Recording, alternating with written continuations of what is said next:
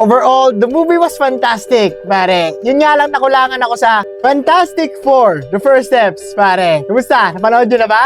Fantastic Four! Oh! Pag-usapan natin, pare, no? Non-spoiler discussions muna tayo ulit. Pero bago yan, huge shoutout muna to Burger King Philippines for inviting us into your block screening. Next!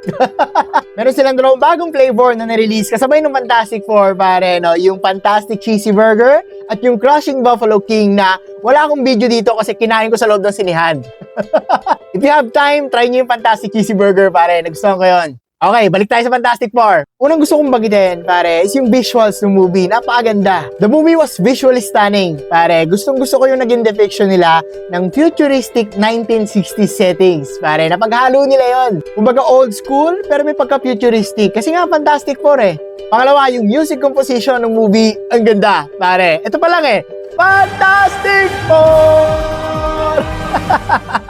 At yung pangatlo, pare, kailangan yung makita on screen, on a big screen, si Galactus. Pucha, pare, lupit. Hindi na basta ulap si Galactus dito. Pag nakita mo si Galactus, pare, ikaw mismo matatakot at mapapaisip ka kung paano nila yung tatalunin, paano nila matatalo to, Avengers level o mas higit pa na threat to sa kanila eh. Napakaganda ng depiction ni Galactus dito, pare. Pangapat, pare, ito, alam ko sobrang crucial tayo, lalo kapag nire-reboot yung isang franchise kasi lagi tayong critical kung sino yung next na papalit dun sa naging paborito natin eh, di ba? Pero yung main cast ng Fantastic Four dito, si Pedro Pascal, si Vanessa Kirby, si Ebon Moss-Backrack, pare, si David Lieberman sa The Punisher na series, at si Joseph Quinn.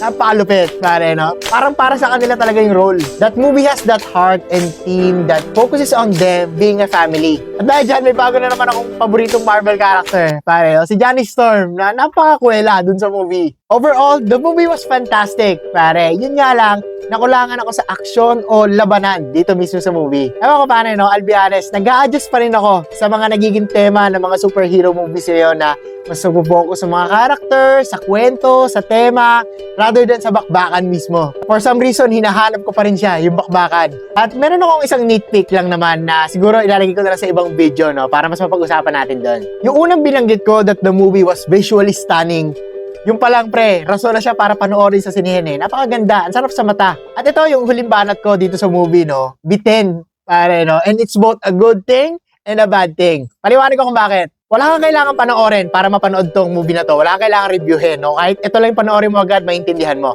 Kaya lang yung dulo, pare, mas maghahanap ka palalo ng kung anong mangyayari. Nung natalo na nila yung kalaban, non-spoiler, bitin. Pare, yun yung naramdaman ko. Meron pa, sige pa, bigyan mo pa ako. Hindi ko napansin yung oras ng runtime, pare. Nung natapos na yung movie, parang naghanap pa ako. At siguro kaya nabitin ako kasi ang laking factor ng chemistry ng mga characters dun sa movie. Nag-work eh. Hindi ko na lang muna i-spoil dito yung nangyari sa post-credit scene, pero may dalawang post-credit scene yon. Dahil nga Marvel movie to, mga tol, expect continuity. Pare, may kasunod dyan, no? Makikita natin sila sa Doomsday na mismo, pare. Yan, Fantastic Four.